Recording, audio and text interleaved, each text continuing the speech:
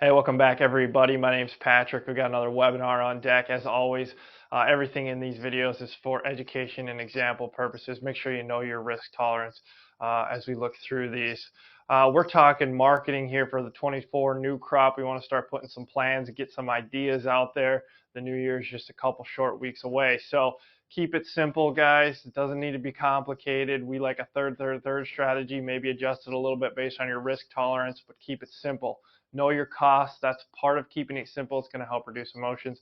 And set a price floor. If you're planting a crop because the margins are good, you got to protect that margin. It makes no sense to plant something and then watch that margin erode away. So make a plan to protect that margin and allow you to be on board if the market goes higher than what you would expect. So here's a quick example, something that we work with on our clients. And here, as far as putting a marketing plan together, let's say you're a 500-acre corn farmer, you have 200 bushel APH, 75% coverage, so you're working with 75,000 insured bushels. All right, let's get 25,000 bushels sold at a $5 futures average. And let's get a put on at a $5 strike on another 25,000 bushels. You can see that's going to cost you 37 cents. We're going to leave our last 25,000 open. So that way, if the market runs up, we're on board. But if the market breaks lower, we're on board for that break too. So you got to take the good with the bad. But what you can do now is you go below, and we've got the Dees futures at expiration, and you can see how much your revenue per acre, your profit per acre is going to change if you use, let's say, a $500 cost per acre on corn. Now, it's good to factor in land rent on that, but everybody's rent is going to be a little different, so we're going with about 500 just to get this corn in the ground. Okay, and so maybe you don't like those numbers down, as you creep below 475, 450 area, you don't like that profit margin as much. So you're going to need to adjust this plan, by making more forward cash sales. On the other hand, maybe you want more room to the upside. Well, then you're going to have to dial back a little bit. But remember, you got to take the good with the bad. If you want more upside risk, you're going to have downside risk along with that. Lastly, we want to point out this plan is going to cost you about, we've got $92.50 for option premium. Once you figure commissions, maybe some interest on your money, let's call it $10,500. Personally, I think that's a relatively low cost for peace of mind and being able to set some parameters as far as protecting margin going into the year. So let's just say you're a guy that you're going to draw a line in the sand here on those last bushels at 475 futures. You don't want to be selling anything below that.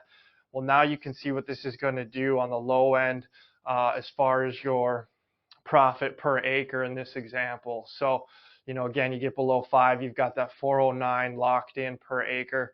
And if the market goes up, you're going to improve your average slightly. So again, this can be dialed around to each individual person, but ultimately, this is how we keep it simple and put a plan together. All right, again, wrap this thing up. Final thoughts. Keep it simple. Third is typically our base. You can adjust it for your own risk. Maybe you go 25%, 25%, 25%. Maybe you go a 40 cash, 40 puts, 20% open.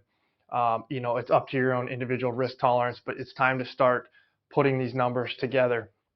Again, know your costs. This is how it's going to reduce emotions. It's easy to plug these numbers into a spreadsheet. And look at the numbers. That's what's going to help you make decisions, protect your profits, reduce your volatility. Sometimes you got to ask yourself, is it better to make $100 an acre for the next 5 years, or would you rather make $300 an acre one year and then lose 400 the next and then make 200? Okay, figure out what volatility means to you and how you want to handle that. And then again, set that price floor. Like we said, so many times we hear, well, the margins are good on this. Okay, well, you should make a cash sale. Well, I don't.